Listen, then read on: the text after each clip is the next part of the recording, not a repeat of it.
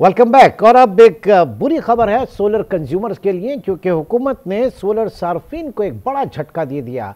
18% GST general sales tax नाफिज कर दिया गया है, और ये सेल्स टैक्स जो है सप्लाई की मजमूई मालियत पर ना के नेट ऑफ वैल्यू पर, क्योंकि इससे पहले बात की जा रही थी कि जो आप यूज करेंगे यूनिट्स उनके ऊपर दिया जाएगा, लेकिन ये बड़ा पेचीदा एक निज़ाम है। बात सारी है कि पहले इंसेंटिवाइज किया जाता है, लोगों को तरगीब दी जाती है किसी भी पॉलिसी के लिए, और जब वो उस पॉलिसी के तहत आ जाते हैं तो फिर हुकूमत जो है वो डंडा उठाती है टैक्स का, और फिर उस चीज़ को डिस्करेज करती है।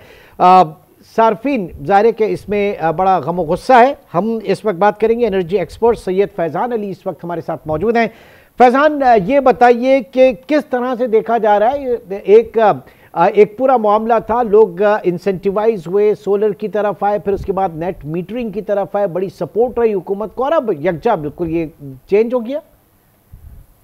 जी बहुत शुक्रिया मुझे दावत देने का। इसमें ऐसा है कि अभी जो केस है that is not basically related to the net metering.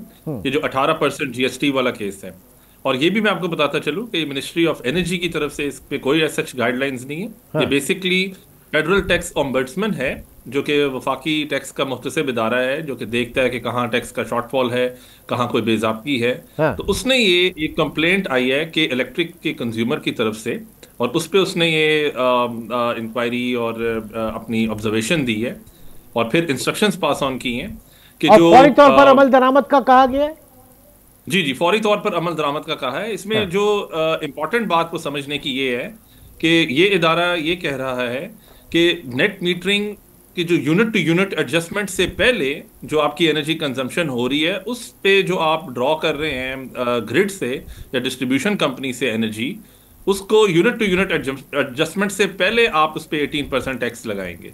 जबकि हुकूमत का ये है इस वक्त मामला, जो मिनिस्ट्री ने जो नेट मीटरिंग की गाइडलाइन है उसमें ये है कि आपने यूनिट टू यूनिट एडजस्टमेंट करनी है, और उस एडजस्टमेंट के बाद जो अमाउंट आएगी उस पर आपने जो नॉर्मल टैक्सेशन है वो है।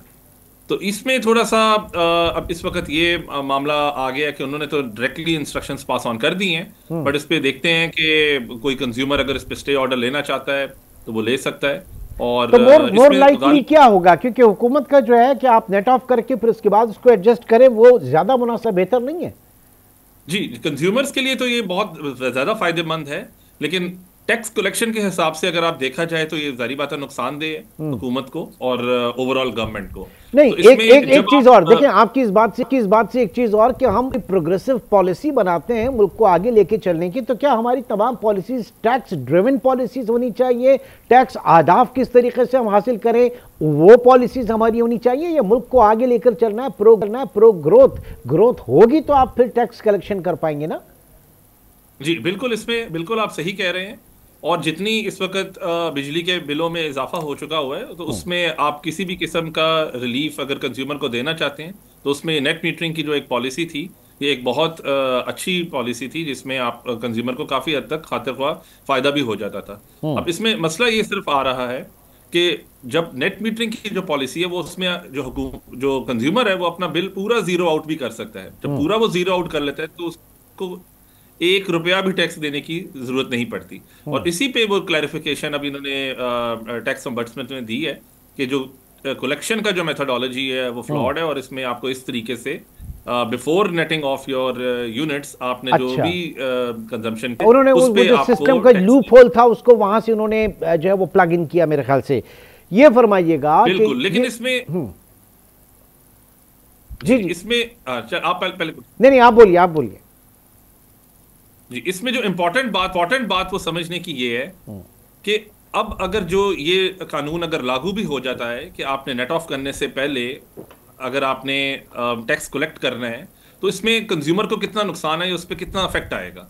तो उसमें बेसिकली तो ये सोलर कंज्यूमर्स के लिए है। तो सोलर कंज्यूमर्स का अगर आपकी इजाजत हो मैं थोड़ा सा एक्सप्लेन कर दूं कि 10 किलोवाट का जो सिस्टम है वो ऑन एवरेज अगर 1200 यूनिट्स प्रोड्यूस करता है, तो अगर हम उसकी थोड़ी सी तरतीब देख लें कि वो पीक आवर में और में कितनी अपनी कंजम्पशन ड्रॉ कर रहा है ग्रिड से, कुछ यूनिट तो वो ग्रिड से वैसे ही नेट ऑफ कर देता है, लेकिन जो कुछ यूनिट्स वो ग्रिड से ड्रॉ कर रहा है ऑफ पीक में और पीक में, वो तकरीबन अप्रॉक्सीमेटली 250 यूनिट्स वो अगर आप लगा लें कि पीक आवर्स में, जो कि जो शाम के 4 घंटे होते हैं, और तकरीबन कोई 500 550 यूनिट्स वो जो बाकी शाम के जो बाकी ऑफ पीक आवर्स के यूनिट्स हैं वो कंज्यूम करते हैं। कुछ यूनिट्स तो ऐसे हैं जो कि वो एट सोर्स ही ड्रॉ कर लेते हैं और वो आपके मीटर को नजर नहीं आते। तो इन यूनिट्स पे अगर आप पीक आवर्स पे और ऑफ पीक आवर्स पे टैक्स की बात करें तो ऑफ पीक यूनिट चूंकि हमारा 42 रुपीज का है, तो इस पे जब 18% टैक्स लगाएंगे तो ये तकरीबन आपका 7.5 रुपए इजाफा हो जाएगा एडिशनल। ठीक। और इसी तरीके से ट्रांसलेट होगा। और इसी तरीके से जो पी का रेट है वो तकरीबन 48 है, तो उस पे जब आप 18% लगाएंगे तो वो तकरीबन 8.5 रुपए हो जाएगा। तो एक 10 किलोवाट के सिस्टम को ऑन एवरेज तकरीबन 6,500 मंथली टैक्स पड़ा करेगा, एडिशनल जो कि यानी टैक्स के adjustable फॉर्म भी में नहीं है। आएगा।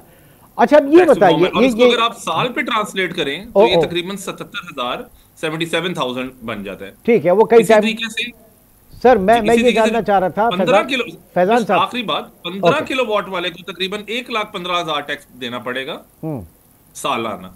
ओके, ये पूरी दुनिया में जहां जहां पे सोलर एनर्जी से फायदा उठाया जा रहा है और वहां पर ये टेक्नोलॉजी इवॉल्व हुई है, वहां की जो डिस्ट्रीब्यूशन कंपनीज लाइक पाकिस्तान की जो डिस्ट्रीब्यूशन कंपनीज है, डिस्कोज हैं, उनके प्रॉफिट मार्जिन जो है वो हर्ट हुए। तो पूरी दुनिया में किस तरह का एक मेथड लेकर आया जिसने इसको रिप्लेस किया और ये ट्रांजिशन बेहतर तरीके पे हुई? हमारे यहाँ इतना हौच पौच क्यों है फैजान साहब? जी जी जी बिल्कुल, आपका बहुत एक इम्पॉर्टेंट क्वेश्चन है और ये हमें इस वक्त हुकूमत भी देख रही है कि पूरी दुनिया में ये जो ट्रांजिशनिंग हुई है ये कैसे हुई है। एक तो बात मैंने गालिबन आपके प्रीवियस शोज में भी बताई थी कि सोलर एक खास हद तक आपके जो ग्रिड के लिए मुफीद है, और उसके बाद अगर आप उस हद से ज़्यादा आप सोलर लगाएंगे और अपने ग्रिड में वापस फीडबैक करेंगे तो वो टेक्निकली ग्राउंड्स पे उस ग्रिड के लिए नुकसानदेह साबित हो जाता है, जिसमें आपके ट्रांसफार्मर्स हैं वो जल जाते हैं, आपकी कंज्यूमर की वोल्टेज है वो स्वेल हो जाती है। तो इस चीज़ को कंट्रोल करने के लिए बाकी जो दुनिया के ममालिक हैं और उनकी हुकूमतें हैं, उन्होंने क्या किया, उन्होंने अपनी नेट मीटरिंग की रेगुलेशंस में थोड़ी सी चेंजेस की। इस तरीके से चेंजेस की कि उन्होंने कंज्यूमर्स को इंसेंटिवाइज किया कि वो सेल्फ कंजम्पशन करें। सेल्फ कंजम्पशन का मतलब ये है कि वो अपनी बिजली आप पैदा करें लेकिन ग्रिड में ना डालें, वो बैटरीज में स्टोर कर लें, और उन्होंने बैटरीज को इंसेंटिवाइज किया। ठीक। और हमारे यहाँ क्या हो रहा है जी? अब हमारे यहाँ भी अभी फिलहाल ये देखा जा रहा है कि इस चीज को कैसे हम मैनेज कर सकते हैं। ठीक है, मैनेज करने का मकसद ये भी गालिबन हो सकता है कि आप गोइंग फॉरवर्ड आप सेल्फ कंजम्पशन को सेल्फ जनरेशन करने के बाद ग्रिड फीडबैक को थोड़ा सा डिस्करेज करें और फिर आप बैटरीज को इनकरेज करें। अभी हालिया में लाहौर में एक्सपो हुई थी, उसमें बहुत बेशुमार बैटरीज के वेंडर्स आए हुए थे, और गोइंग फॉरवर्ड ऐसा ही लग रहा है कि जैसे जो अभी इस वक्त ये जो टैक्स की भी बात हो रही है, इसमें अगर आप देखें, अगर एक कंज्यूमर को सालाना 1,15,000 या 70,000 80,000 देना पड़ेगा तो उसके लिए बहुत ज़्यादा हद तक मुफीद हो जाएगा कि वो उन्हीं पैसों की बजाय कुछ बैटरीज खरीद ले और ग्रिड में डालने की बजाय या ग्रिड से लेने की बजाय वो बैटरीज में कंजम्पशन की तरफ चला जाए, सेल्फ कंज्यूम खुद ही जनरेट करे। मैं ये कहूंगा कि इस तरीके से ये जो एक्ट है ये इनडायरेक्टली इंसेंटिवाइज कर रहा है बैटरी एनर्जी स्टोरेज सिस्टम्स को। तो कितना अरसा लग सकता है रफली, अगर हम कोई भी पॉलिसी इस तरह की लेके चलते हैं तो कितना अरसा लग सकता है? देखिए, अगर आप कोई पॉलिसी चेंज करते हैं तो उसमें होता ये है कि फिर आपके पास को रेगुलेटर के पास जाना पड़ता है, रेगुलेटर उस पर फिर रेगुलेशंस बनाता है, और रेगुलेशंस जब भी बनती हैं तो वो पब्लिक कंसल्टेशन एक लाजम अमल है जो कि होता है। तो कोई भी अगर आप पॉलिसी चेंज करें या रेगुलेशन चेंज करें, इसमें ईजिली 2 से 4 महीने या ज़्यादा से ज़्यादा 6 महीने भी लग सकते हैं। अच्छा, और अब पंजाब में कुछ इस तरह के प्रोजेक्ट्स हो रहे हैं, काफ़ी वहाँ पे हम देख रहे हैं कि एक्टिव है पंजाब गवर्नमेंट इन तरह की चीज़ों में, सोलर पार्क वगैरह। क्या स्टेटस है पंजाब का इस वक्त? जी जी, पंजाब की जहाँ तक बात है तो पंजाब बहुत सारा सोलराइजेशन पे काम कर रहा है, उसमें वो पब्लिक बिल्डिंग्स पे सोलराइज कर रहा है। फिर अगर आपने देखा जाए तो वो एग्री ट्यूबवेल्स को इंसेंटिवाइज और कर रहा है कि सोलराइज किया जाए ट्यूबवेल्स को इसी तरीके से। लेकिन लार्ज स्केल की जहाँ तक बात है, लार्ज स्केल की सोलराइजेशन के अभी इस वक्त ज़्यादा मुफीद नहीं है, क्योंकि हमारे पास ऑलरेडी सरप्लस कैपेसिटी है in the form of coal power plants हैं, हाइडल हैं हमारे पास, और थर्मल के बहुत सारे पावर प्लांट्स हमारे हैं। तो लार्ज सर वो सारे मीन्स हैं, वो सारे रिसोर्सेज हैं, वो सारे रिसोर्स हैं, लेकिन फायदा क्या जब बिजली वहां से महंगी है, आवाम तो सस्ती बिजली की तरफ जाना चाहेगी ना। बिल्कुल बिल्कुल। और अगर आप यही देखा जाए, अगर हम कंपैरिजन किया जाए, तो आप देखें कि जो डिस्ट्रीब्यूटेड सोलर है, जिसको हम रूफटॉप सोलर भी कहते हैं, हम्म। वो बहुत ज्यादा तेजी की स्पीड से लग रही है, जिसको पूरी दुनिया इस वक्त पाकिस्तान में सोलर बूम का नाम भी दे रही है। हम्म। कि पाकिस्तान दुनिया का वो ममालिक बन गया है जहां बहुत तेजी से सोलराइजेशन हो रही है, और लोग अपने तई आप सोलराइजेशन कर रहे हैं, अपनी छतों पे लगा रहे हैं, अपने हाँ। घरों के इर्द गिर्द लगा रहे हैं। और अब जो नेक्स्ट फेज आ रहा है इस तरह की, अगर आप डिस्करेज करेंगे सोलराइजेशन को हम्म। टैक्स लगा के या और किसी फॉर्मेट में, तो आप देखिएगा कि बहुत जल्दी लोग बैटरी एनर्जी स्टोरेज सिस्टम की तरफ चले जाएंगे, जो कि ऑलरेडी बहुत वायबल हो गया है। बैटरी एनर्जी स्टोरेज सिस्टम्स का तकरीबन 2.5 से 3 साल पे बैक हो गया है। और अगर आप, और ये मॉड्यूलर डिजाइन भी है, जितनी आप अपनी मदद के तहत, अपनी हाँ। जरूरत के तहत आप ऐड कर सकते हैं, आप वो ब्लॉक्स ऐड करते जाएं, और आप आहिस्ता आहिस्ता अपना बैटरी बैंक बढ़ा भी सकते हैं, ठीक। जो कि गोइंग फॉरवर्ड बहुत नुकसानदेह हो सकता है सेंट्रल ग्रिड के लिए या डिस्ट्रीब्यूशन ग्रिड के ठीक है, लिए। तो बात सिर्फ इतनी सी है कि हमारी पॉलिसी मेकर्स उस तरह की पॉलिसी बनाएं जो कि आवाम को फ़ायदा पहुंचाएं, मुल्क को आगे लेकर चले, ना कि हम अपने रेवेन्यू ओरिएंटेड, रेवेन्यू ऑब्जेक्टिव एक बनाकर और उसको हम अपनी पॉलिसी बनाएं, वरना एक एक डिज़ास्टर जो है वो आगे चल के हो सकता है। हमारे साथ मौजूद थे सैयद फैज़, बहुत बहुत शुक्रिया आपके वक्त का। नाज़रीन, एक छोटा सा ब्रेक, और ब्रेक के बाद हम जायज़ा लेंगे मुस्तफ़ा मर्डर केस। इस वक्त ये केस कहाँ खड़ा है, इस पे तफ्तीश किन जावियों से की जा रही है। एक छोटे से ब्रेक के बाद इसके ऊपर बात करेंगे।